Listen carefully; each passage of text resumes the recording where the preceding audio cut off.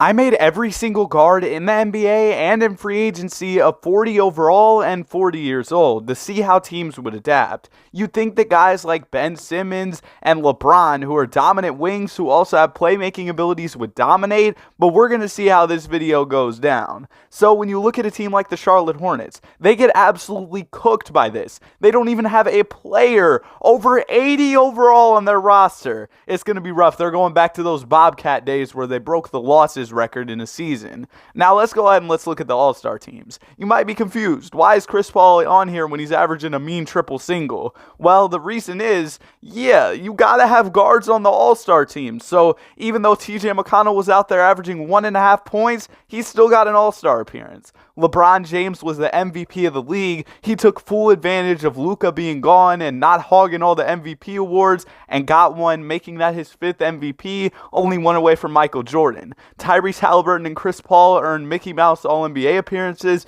and Jason Tatum goes absolutely ballistic, averaging almost 40 points per game. Jokic almost averaged a triple-double. We see some more guards on the All-NBA teams. Not really a need to look at the stats. They were not doing anything, I promise you. Kevin Durant was out there averaging 30 a game. I feel like in a league like this, he would cook even more. He could probably average 33, 34. Same thing for Joel Embiid. That rhyme, did y'all hear it?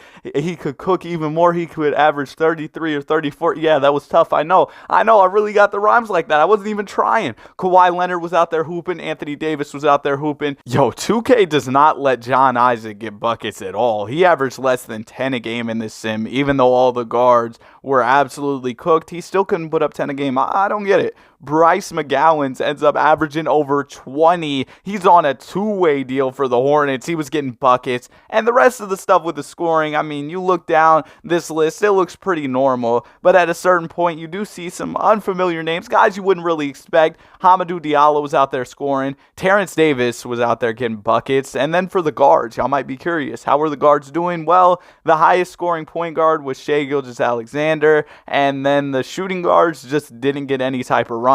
Now, the number one team in the league was the Atlanta Hawks. They've got quite a few wings, a plethora of wings, and they were out there doing their thing. Duncan Robinson ends up starting at point guard for the Miami Heat. I'm sure Heat Nation is very excited about that. The Boston Celtics finished at 4th, even though Jason Tatum doesn't have Jaylen Brown or Marcus Smart to hoop with anymore, although it says they have Marcus Smart starting at point guard. A lot of these teams started their 40 overall point guards. I don't know what they were thinking, but yeah, I guess it is 2K's logic, man. I don't know, bro. I can't tell you. Benjamin, you better do something, bro, because y'all were the 8th seed. This video was made for you, basically. Run that point guard spot. You're what, like 6'10"? Just throw some passes, post up. You'll be fine. Let Ben cook. He should really be out there hooping in this type of league, in this type of atmosphere. He should be forced to run that point guard spot and really get back to the form that he was in with the Philadelphia 76ers, where people were saying, oh, if he developed a jump shot. Yeah, it still hasn't happened, unfortunately. All right, let's check out the Lakers. They were dominating this season. The Pelicans were doing their thing. The Nuggets, they got Jokic, one of the best centers in the game. If I'm the Nuggets, I'm running Jokic at the point guard spot. He's going to have about 4 lateral quickness, but it doesn't matter. He's Nikola Jokic. He throws cool passes. The Portland Trailblazers ran Matisse Thybulle at the point guard spot, which is a little bit questionable if you ask me, but I'm not an NBA coach. Matisse Thybulle, he's a defensive specialist, but his offensive game isn't exactly the best. Not trying to disrespect him. He would still drop me off. He'd still dunk on me. I know. All right. The Dallas Mavericks get absolutely cooked. Luka isn't there to carry anymore. The Spurs, they suck anyway. And the Thunder, yeah, they're the Thunder. They weren't very good, but they're doing solid in real life. They might be able to make a play-in or playoff push. We'll have to see what happens for them, though. All right, in the first round, the Lakers and Grizzlies move on. The Pels and the Rockets move on. The Sixers and the Nets move on. And the Milwaukee Bucks move on. But we've got a Game 7 between the Miami Heat and the Orlando Magic that's coming down to the wire, and Mo Wagner gets a bucket. This is the excitement that you can expect in a league like this. Mo Wagner, pick and rolls. Oh, yeah, that's tough. Duncan Robinson bringing up the ball. Bam Adebayo eventually gets it. He's trying to make a move to the basket, gets to the rim, and I think he bricked off the side of the backboard. I'm not going to lie. Sorry, Heat Nation. Duncan Robinson running the point guard. Bam, breaking layups off the backboard. That's tough. Or, yeah, off the backboard. Well, since we're here in a game 7, I feel like it's the perfect time to beg for subscribers. If you enjoy the content, subscribe. If you don't like the content, don't subscribe. It's that simple. I'm just trying to remind you in case you forgot to subscribe and you actually like the video. Okay, can the Heat make something happen? Max Strus for 3. You already could tell off the animation. That was a brick. And now the Miami Heat, unfortunately, end up losing. Actually, I don't care. Sorry, Heat Nation. I mean, I don't really have an investment in either one of these teams.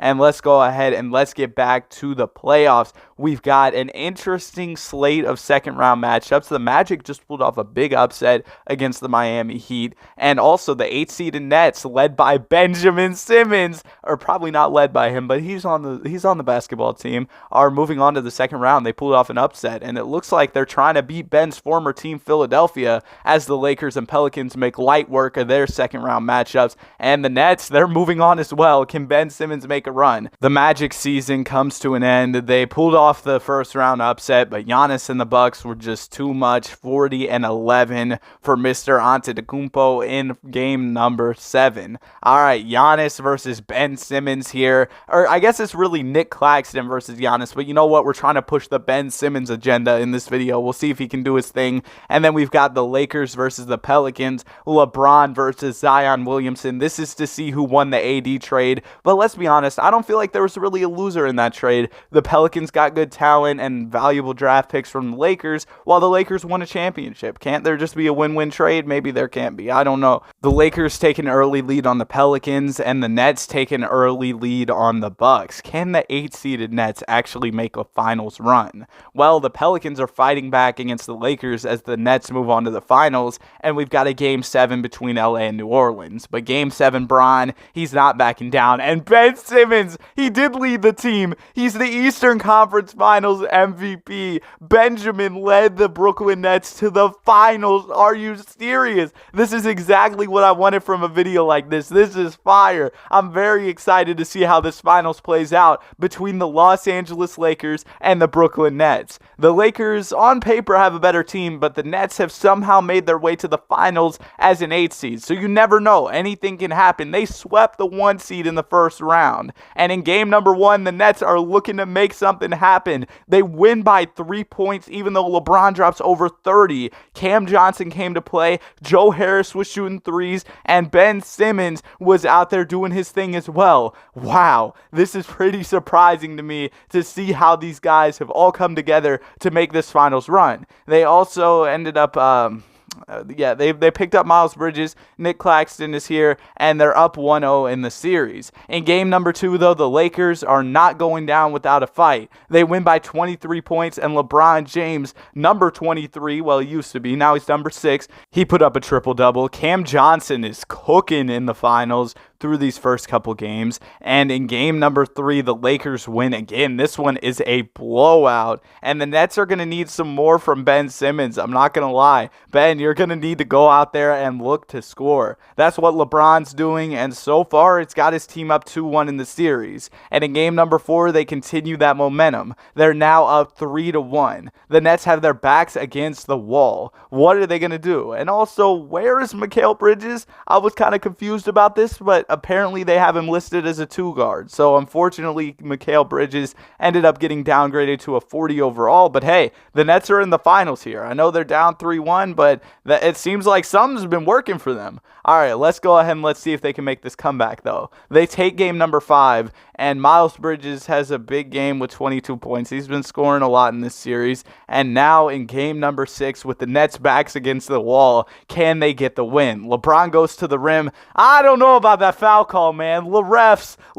Nah, I'm just playing, bro. I feel like LeBron really doesn't get the calls he deserves in real life. I don't really have too much of an opinion on a 2K foul call, but I don't know. I feel like in real life, LeBron doesn't get the respect from the refs that you'd expect, considering he is the all-time leading scorer. But let's see what the Nets can do. They need a 3 to tie it up. Hey, y'all might want to swing the ball to Ben Simmons. He could hit a 3 for you. You never know. He hit a couple in Philadelphia throughout his tenure there. But let's go ahead and let's see what they do. Miles Bridges drives to the rim, kicks it out to Cam Johnson. Oh, my goodness. Oh, Cam, what's going on, bro? What's going on? Because that wasn't even close. We need to get a replay on that one because Because hold on, who let him cook? Who let Cam Johnson cook? Because, like, bro, you got a nice look there. You're a good three-point shooter. LeBron James is looking up at the rim, and he's like, oh, man, that might hit one of our players. Like, bro, like, look at it from this angle. Hold on, let's turn the camera real quick, bro. Because look at this, bro. Look at this. It didn't even hit the rim. If it was me, I'm splashing that. But, yeah, they sold. They sold it. Troy Brown Jr.'s at the line. He hits both free throws. I gotta end the video off that. There's no matching the ending to this finals. LeBron is the finals MVP, but Malik Beasley is in a Hornets jersey during the Lakers championship celebration. Did LeGM trade him mid-finals? Like, what's going on? This was a Lakers-Nets finals. How is Malik Beasley in a Hornets jersey? I hope y'all enjoyed the video. I had a ton of fun making it for y'all. Have a great day. See y'all on the next one. Peace.